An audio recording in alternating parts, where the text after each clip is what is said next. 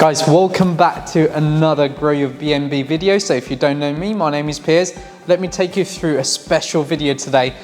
So Ivan's filming this for us. So yeah, we're gonna sit down here and talk about how you're gonna secure a rent-to-rent service accommodation using a letting agent. Guys, you might know 90% of service accommodation owner or short-term renter owners in the UK, currently when they're trying to secure their first rent-to-rent property, they fail, right? And what I mean by that is they just can't crack the deal with letting agent. Now in this video, I'm gonna actually share you a recorded video that I've done with a client of mine where I explain the process. Now, this couldn't be anything, any raw than possible because I'm actually sharing you what I've gone through with this client. Now, what I want you to do though is I would love you to take this idea, implement it, because I know that nobody's at the moment in our industry sharing this kind of knowledge. So guys, I hope you enjoy this video and let's crack on with it. So two reasons I've seen, and especially even this client I've spoken to, you'll see in a minute,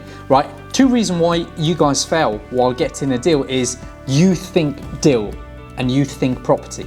Now that is the biggest problem right now for service accommodation owners trying to secure your first rent-to-rent strategy or rent-to-rent property. Now let's crack on with the first side of my video with the client itself in the Zoom call. Right, so I've now looked at this property. I know it's there, that's the agent. Now I've now opened another one and then looked at all the other levels that they have. Look, so I've now found out that they've got another one-bedroom apartment. Yeah. Now, what have you just done? So I've just shown you here what we've just done. So we've opened a investment area, looked at stock. Immediately, what a lot of people or a lot of operators do is they see a deal and they'll pick up the phone and call the agent.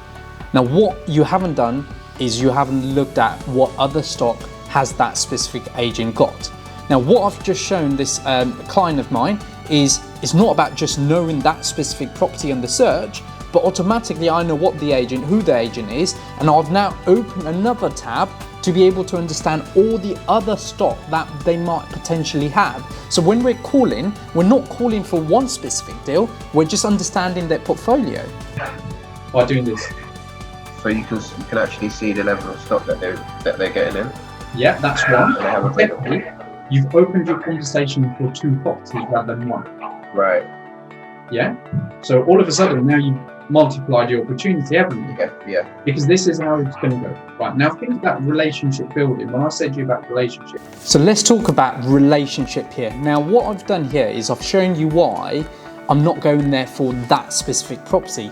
I've understood the agent, I know who they are. Now I'm actually looking at their portfolio. I might pick 5 different properties that they have for rent, right? Which could potentially work as service accommodation.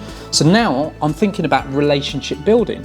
I'm not thinking about that specific property that I pick up the phone and actually make the phone call. As you know, in our industry, it can be numbers of things. They could say, no, we don't do service accommodation, or they'll be like, no, the landlord wouldn't accept company let.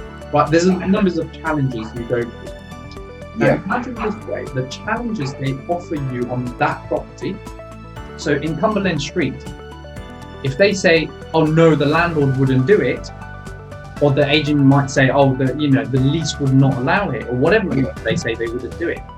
I then flip it around and I'll be like, oh great, do you know what? No worries about Cumberland Street, but just to let you know, you've got another property. Right. Now they can't say no to you over the phone. So now, guys, honestly telling you, this is what I go through with my consulting clients, right? They master this process. You can see how, again, I will tell you today, I've seen these people making a phone call before learning this process, and 90% of the time they look at one property, they put the phone down. This process have now shown you to actually open doors for more properties, right? And it will come to a point, the agent will go, do you know what?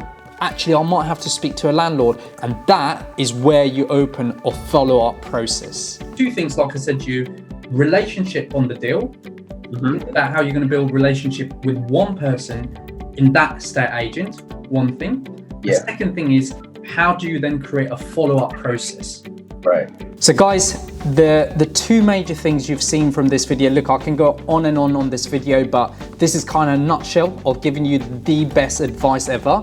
is build relationship with one person in that letting agent, and secondly, you must have a follow-up process. Now, one thing we've done in Grow Your B&B and even in my investment portfolio is we've mastered the process of follow-up through letting agent to be able to understand them and to be able to make them say yes at some point of the follow-up. Now, there's stages to follow-ups, and I might do another video regarding this, but if you've got any questions regarding this process, I'd love you to comment down below, and I'd love you to ask me any questions you might have. Guys, what a tiring day, I must say. We've filmed a lot of stuff for you guys in my channel. Now, if you're new to this channel, my name is Piers from GrowYourBnb.com.